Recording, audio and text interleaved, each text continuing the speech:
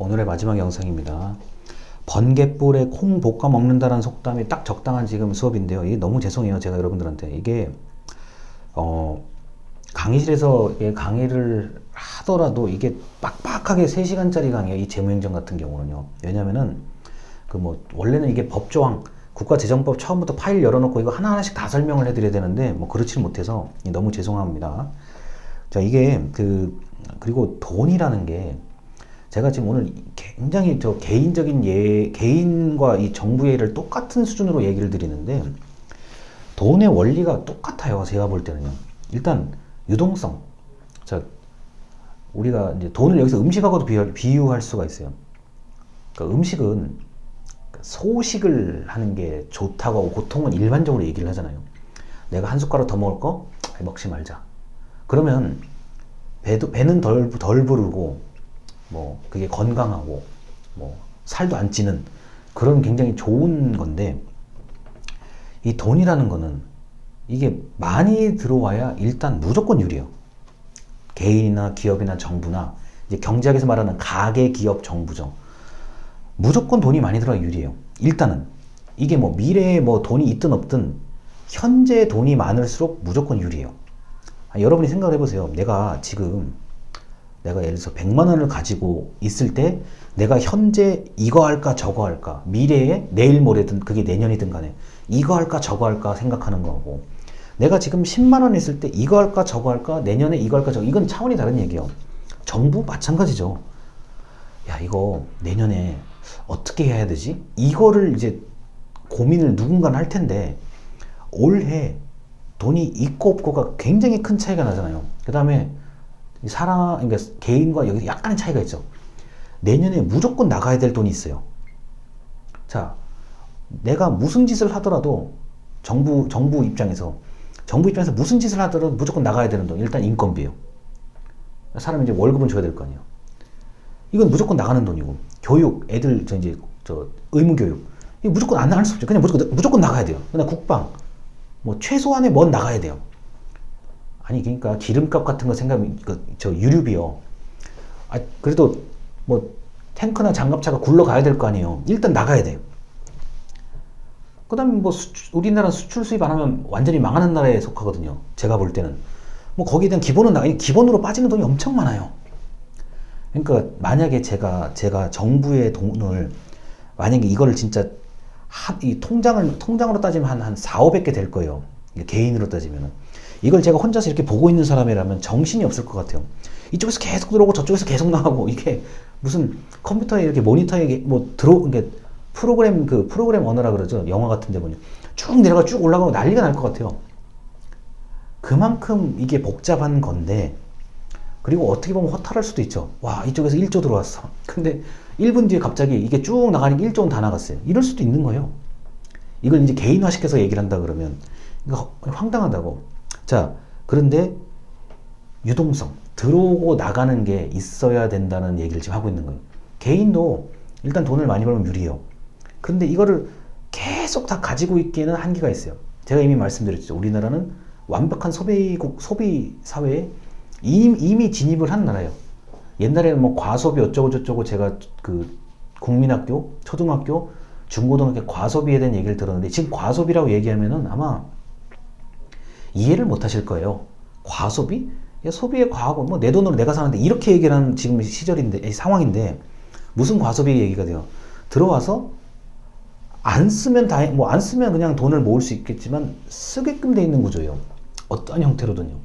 그게 내가 쓰는 돈이 다른 사람한테 가는 거고, 다른 사람이 쓰는 돈이 다른 법인, 기업으로 들어가는 거고, 이런 식으로 이제 유동성의 개념을 가지고 이해를 하시면 이게 이해하기 쉬워요. 주식도 마찬가지죠. 흔히 말해서 요새 이제 가상화폐, 비트코인도 마찬가지. 누군가에게 들어가고 그 사람이 나가면은 또 누군가에게 들어가고, 계속 입출금이 계속 된다고 생각하시면 돼요. 정부가 좀 이게 공익적인 목적으로 쓰는 돈이다 보니까 이게 재무행정이라고 이름을 붙이는 건데, 돈의 원리는 같습니다. 자, 366쪽에 3번이요. 감사원의 결산검사, 회계검사. 자, 이제 집행까지 끝났어요. 행정부에서 집행이 끝나면 다시 국회로 그 내용을 전부 다 보내서 국회에서 결산 검사를 하고 당연히 감사원에서 회계 검사와 정책 감사를 합니다. 정책 감사는 그 내용을 보겠다는 거예요. 야, 이게 정말 이게 뭐 100억을 쓸 만큼의 내용이야? 이걸 본다는 겁니다. 자, 그래서 감사원의 결산과 회계 검사가 있다는 얘기. 근데 우리나라는 안타깝게도 결산에 관심이 별로 없고 예산 확보, 우리 지역구에 얼마나 예산을 확보하고, 정부도 마찬가지예요. 우리 부처가 얼마나 예산을 더 가져오는지에 관심이 있습니다. 자, 그리고 369쪽에 참여 예산인데, 참여 예산은 맨 위에 줄입니다. 예산 과정에 국민이나 주민의 참여를 보장하고 의견을 반영하고 주민이 제안한 어떤 아이디어를 주민이 결정하는 게 사실은 원래 의미의 참여 예산입니다. 자, 그래서 우리나라는 국민 참여 예산과 자, 지방자치단체의 주민 참여 예산으로 이렇게 이원화되어 있는 건데, 국민 참여 예산은 전국 단위의 사업을 국민이 제안하고 국민이 심사해서 결정하는 거고요. 주민 참여 예산은 예를 들어서 서울시민 참여 예산, 서울시 참여 예산 같은 경우는 서울 시민이 제안해서 서울 시민이 생각해보고 결정하는 게 바로 시민 참여 예산이라고 할 수 있습니다. 자, 그래서 이렇게까지 얘기를 드리고요. 자, 그 374쪽에 그 예산국민 감시제도라고 되어 있는데, 뭐 이거는 국민신문고에 관련된 얘기고요. 맨 아래 문단의 첫 번째 줄입니다. 그 반괄호 2번에 내용되어 있는 거요. 모든 국민은 누구나 예산낭비 신고센터에 공익 제보를 할 수 있고, 때로는 엄청난 제보를 해서 그 사례금을 받아가는 경우들도 있습니다.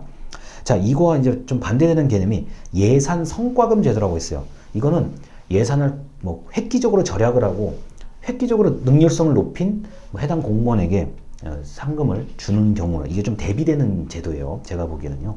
그런데 우리나라에서는 또 이런 거에 대해서 굉장히 관심을 가지는 분들이 있기 때문에 이 제도가 저는 괜찮다고 봅니다. 자, 그리고 이제 375쪽에 예산 제도가 이제 여러 가지 나올 텐데요. 이거는 그 예산을 이렇게도 편성해보고 이렇게도 예산을 정리하는 유형이에요. 375쪽이 제일 기본적인 거. 품목별 예산 제도.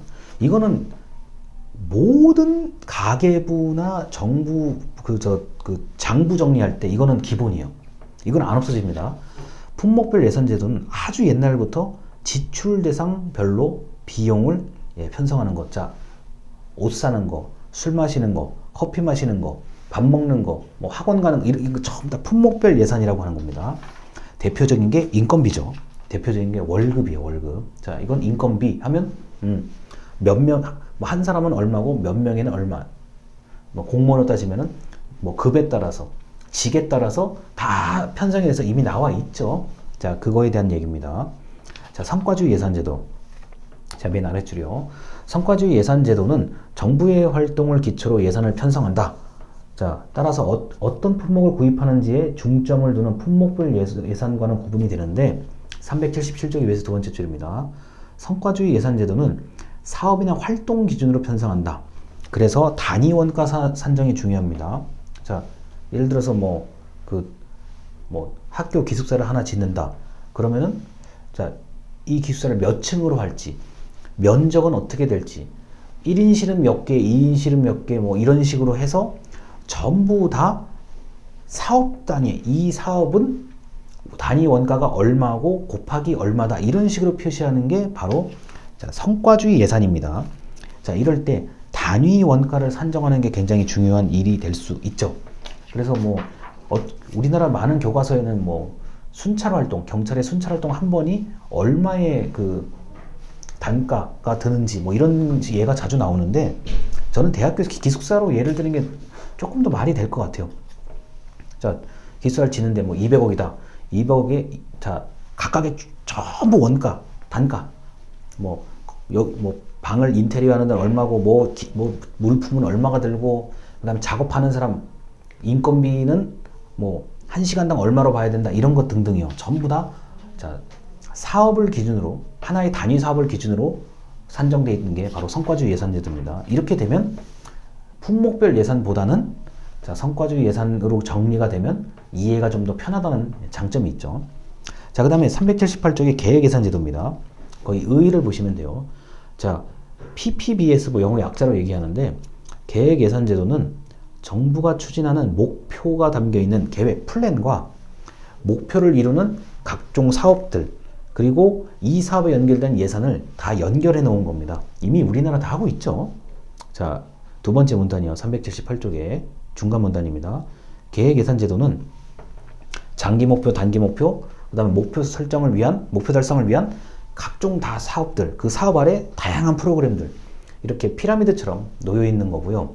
대체로 계획예산제도는 5년 단위, 뭐 우리나라 같은 경우는 저출산 고령화 대책 같은 경우는 뭐 지금 20년 내내 지금 그거 하고 있는 건데 이렇게 장기적인 계획일 때, 자 올해는 얼마 쓰고 내년에는 얼마 쓰고 내후년에는 얼마 쓰고 그 다음에 올해 1월 달에 얼마 쓰고 올해 2월 달에 얼마 쓰고 이렇게 저 차트가 쭉 이렇게 앞으로 나간다고 생각하시면 돼요.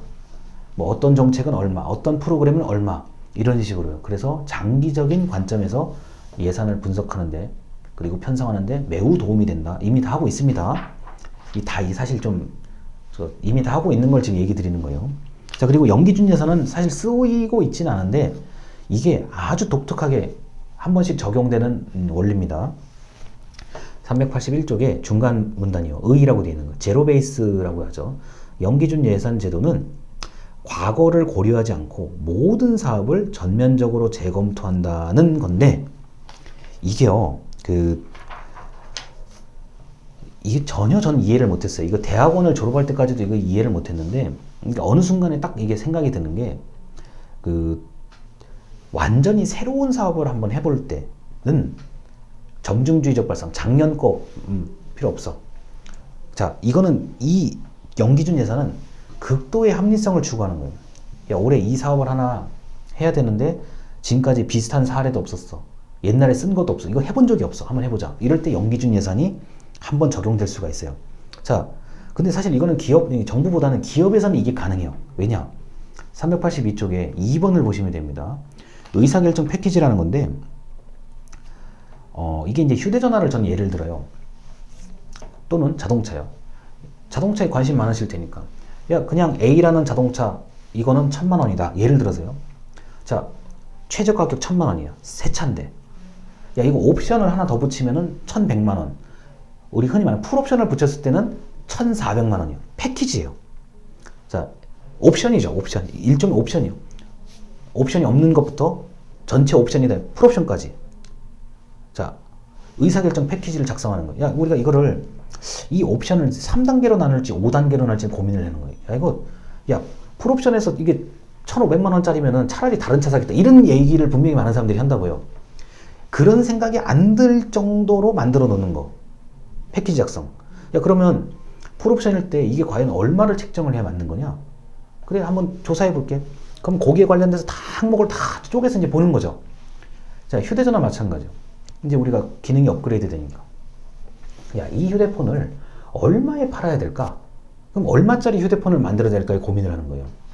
야, 뭐 그럼 자, 휴대폰 한 대 50만 원부터 출발. 자, 50만 원부터 100만 원 사이 패키지를 만드는 거예요. 60만 원짜리는 요 정도 기능. 뭐 80만 원짜리 요 정도 기능. 야, 근데 그러면 과연 살까? 이제 이런 거부터 굉장히 고민을 하는 게 의사결정 패키지예요. 이런 의사결정 패키지를 다 만들어 놓고, 자, 요거 옵션 고르면은 얼마, 요거 옵션 고르면 얼마, 이걸 계산하자는 얘기예요. 그러니까 이게 힘들죠, 정부에서는요. 정부는 기존에 해왔던 게 많은데 이걸 하려니까 힘들잖아요. 그래서 이거는 아주 특별한 사업이나 기업에서 신제품 만들 때 적용할 수 있는 그런 좋은 예산 제도입니다. 기업이 훨씬 정확하죠. 이 계산하는 거는요. 옵션별로 별의별 걸 다 맞추는데요. 아, 고객님 이거 한번 조금 더 요거 하나 더 추가하실 생각 없으십니까? 그거예요. 이 패키지라는 거는요. 자, 그럼 이제 오늘의 마지막 얘기입니다. 387쪽에 산출과 결과에 대한 얘기요. 자, 산출은 있는 그대로의 결과입니다. 졸업생 몇 명, 뭐 승객이 몇 명이 타고 몇 명이 내렸다 이런 거고요. 자, 결과는 노력으로 바꿀 수 있는 거. 이것은 성과라고 표현한 게 맞아. 아웃컴은 성과입니다. 자, 취업률, 그 다음에 뭐 취직률, 뭐 예를 들어서요. 자, 그 다음에 만족도, 뭐 정시운행, 책에 지금 정시운행 얘기 나오는데 사건 처리 비율, 사건이 뭐 1,000건이었는데 그 중에서 몇 건을 처리했다. 이거는 노력으로 나타낸 성과잖아요. 그래서 산출과 성과에 대한 얘기들이 계속 강조가 되는데, 정부에서는 계속 성과를 강조하고 있어요. 왜냐? 돈 투입한 게 아깝잖아요. 야, 이거는 적게 투입했는데 성과가 좋아. 그러면 아까 얘기했던 예산 성과금 제도에 해당이 돼가지고 담당한 공무원이 굉장히 큰 좀 혜택을 입을 수가 있어요. 근데 이제 그걸 측정하기 어려운 것도 많잖아요. 공익사업 같은 경우는. 특히 복지사업 같은 경우는 돈을 투자했는데 이걸 어떻게 성과를 측정할 거야? 이게 1년에 성과가 나올 수도 있지만 10년 뒤에 나올 수도 있는 거. 특히 교육이 제일 심해요. 야, 지금 얘네들이 이렇게 가르치면 얘네가 어떻게 나올지 아무도 몰라요. 그렇기 때문에 성과 측정이 굉장히 난감한 게 교육 분야에 해당됩니다. 그리고 똑같은 뭐 월급을 받더라도 어떤 사람은 이렇게 가르치고 어떤 사람은 저렇게 가르친다 그러면 이걸 뭘로 평가를 하냐고요. 그래서 산출과 성과의 차이까지 말씀드렸습니다.